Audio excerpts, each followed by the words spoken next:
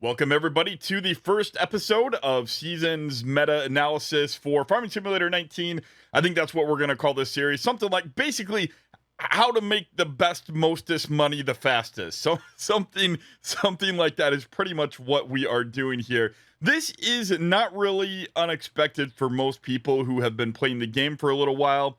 There's been a lot of stuff out there on, YouTube or Reddit that covers this. You know, I did all of my own data, so that's not really what you care about. That's not really usable to anybody. So we have this pretty little chart. However, don't just go out and start making grass fields and selling it at the BGA. These numbers have a lot of disclaimers. There's a lot of different things in here that most people probably don't think about. And so we're going to cover things like time usage and also consider this is for 1 hectare, right? You probably aren't going to be able to do this for all of your fields every single year. Because if you are, well, you know what? We'll get into it. I think the first thing that we will cover is a few baselines. Let's look at the smallest equipment, which is basically the 3-meter scale. It will cost $264,000 to buy everything that you see here. This does not include a line spreader, but this basically gets you started with all of your basic crops. It doesn't include, any type of specialty corn, not even a corn planter or a corn head, but this pretty much gets you started. Using this equipment, you can expect to spend approximately 115 minutes per hectare annually. If you use medium equipment, which is basically 6-meter equipment that you see here, for time considerations, we will assume approximately 50% direct seeding because you're going to be maybe planting some corn or sugar beets, something with a different type of planter. This costs you $709,500 to get everything that you see here, but it's pretty much covers everything. You don't need to lease anything with this starting money. It is a pretty steep bill, especially starting with Farm Manager at 1.25 million. That's pretty much most of your money. So you probably don't want to start at this level if that's all of your starting money. However, I wanted to get an idea of, the time requirements. The time requirements for this level are roughly, it's going to take about 45 minutes per hectare annually at this level. Of course, you can mix and match between these two levels. You can do something like lease a combine if you want all of your equipment, but you don't necessarily want to fork over the bill for the combine. That's pretty much the most expensive purchase here at this level. Anyway, we'll get on to stuff like that later in the future. That's just kind of to set the table. Let's move on from there. Before we get on with a couple of case studies and examples, setting your trajectory over the course of seasons for roughly 4 years, that's what we're going to be looking at. If you look at this, there's a few pointers here that might not be obvious. First, we'll start off kind of over on the left side here. Wheat, barley, and oat all produce straw. These profits are from you baling the straw and selling it. Remember, with seasons, you cannot just gather up the loose equipment and sell it off. So that does take a little bit more time investment to do that, but that's what gets you the profits up there, much higher than canola and sunflower. Soybeans, you might be wondering why that one's so high, and that is a season's special thing because if you look at the factors, soybeans jump up a factor of, I believe it's 1.6. We can go back to this and look at the max seasons, which is for soybeans no, that's the max price. L30 1.59. So almost 1.6, a factor of 1.6. That's why if you sell at the high, you can make this money. If you're selling the average price of soybeans, not at the peak, you're not going to get this. And the same goes with all of this. Just so you understand this data, I looked at the seasons for the default seasons. Again, geos can change this, but looking at the vanilla seasons, because I wouldn't imagine most people to change this data, you're going to get a minimum and a maximum. I did not graph the minimums because it's not really what you're interested in, but it is kind of scary if you look at how much that money difference is. There's a lot you can stand to lose. For soybeans, it's well over half. Some of these others, it's not quite cut in half, but it's pretty close to most of these. Of course, when you get down here to the silage, and this is why I wanted to talk about this, the silage, this is assumed you own a BGA and you're selling at a BGA. A lot of maps, for example, the Fellsburn and Ravenport, have something like a barn, and they have its own silage price. It is, if you look down here, this is the silage price at BGAs. Again, map makers can change this, but if they do not, it's set right here at 0.2 or $200 per 1,000. If you look at the barn, for example, on Fellsburn, it's $50 to $60 per 1,000 liters. It's significantly lower. So yes, you can sell silage and silage bales to these generic sell points, but you only get this kind of money selling it to a BGA. Let's take this time now to look at a couple of scenarios. Scenario one is the guy who bought all of that original 3-meter equipment. You see the starting price up there that he had to spend, and he was able to buy 23 hectares of land. Of course, this is assuming the same farm manager difficulty with a loan. I didn't want to go to the max loan, so this is assuming 400,000 in loan costs. Also, as a side note, a $500,000 loan with seasons is approximately $75,000 in interest annually. So you really want to pay that off as soon as possible.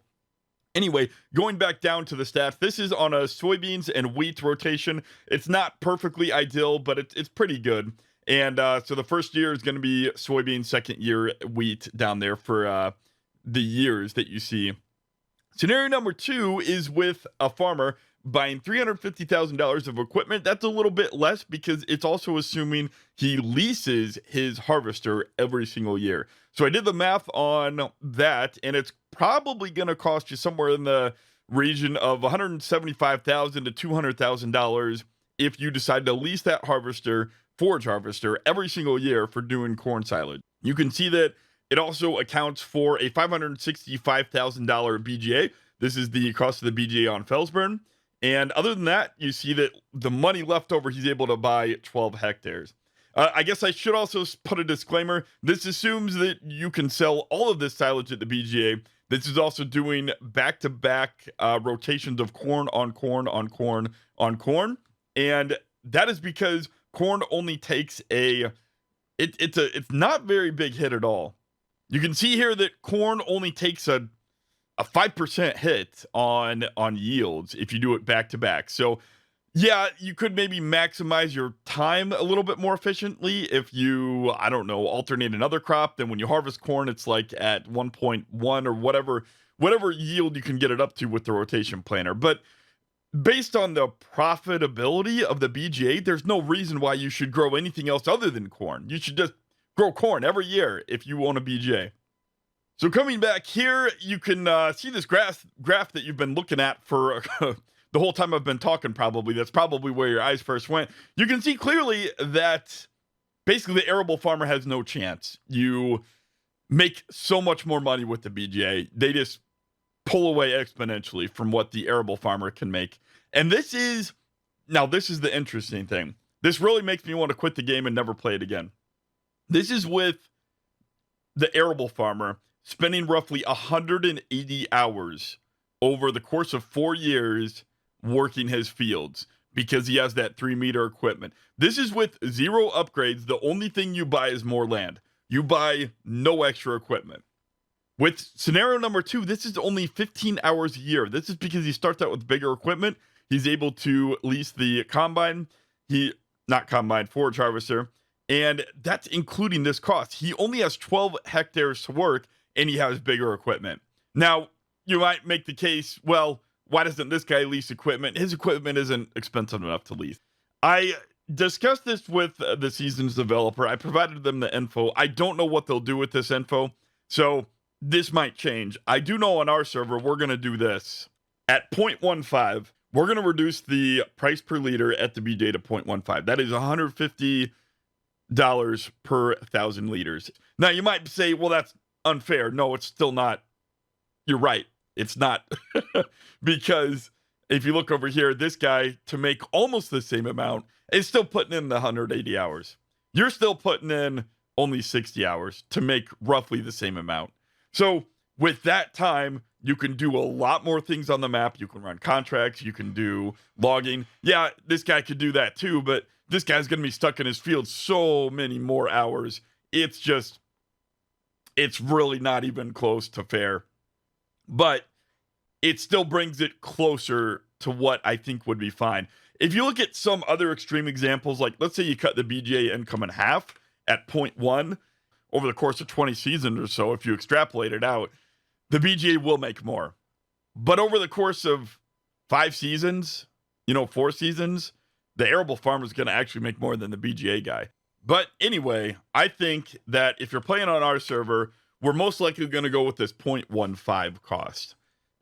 It still makes it so if you look at the graph with 0.15, silage is still king, right?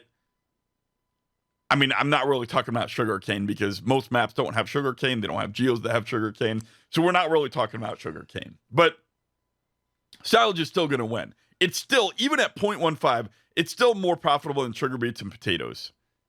Okay? So I don't want any complainers on our servers. This is what I provided to the seasons guys. I made this suggestion and I said that this is what we're going to do. I don't know what they're going to do with this data. I will come back and maybe edit this if it changes. But anyway, that is the current what we're going to do on our server. And like I said, this is back to the defaults. So from here, we're going to go down many pathways. We're going to start looking at animals from here. And the reason animals get interesting is because it's going to be more profit, right, with animals. And you're going to have to mix in some of these with especially pigs. With sheep and cows, you're going to have more fields as hay. So if you run a dairy and a BGA, then that's more land you need to devote towards your livestock and less towards the BGA. It can get really, really interesting. This video wasn't as much to provide any life-changing data with seasons. You pretty much expected this, with the exception of maybe that grass silage can get you more profit.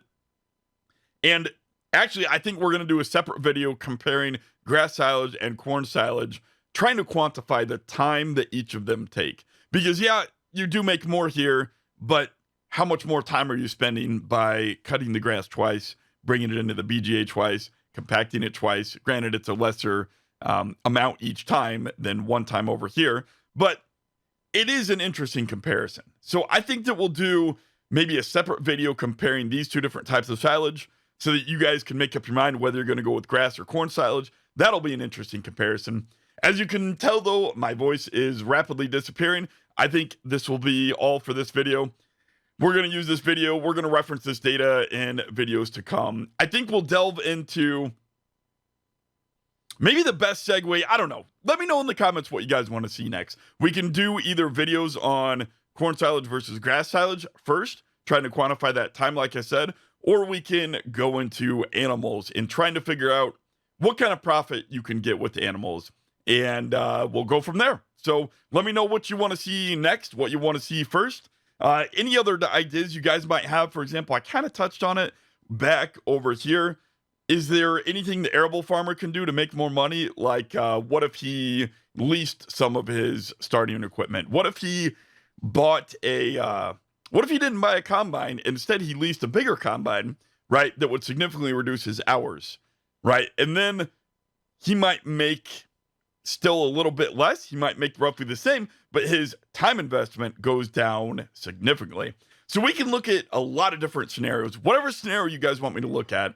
If I see a lot of repeated comments wanting certain scenarios, I'll do videos for whatever you guys want. So again, apologize my voice disappeared here at the very end, but I hope you found this information fun and fascinating like I do. And like I said, nothing super deep here, but this is just the beginning, and we will move onwards from here into many different things. But we had to have a baseline on what to compare it with. We had to have a baseline for how much we're making with land. Because if you make roughly the same, why ever do animals, So we have to start somewhere, and that somewhere's here. That's all for this video. I'll see you guys later. Thanks again. Sorry my voice disappeared at the end, but I will see you later.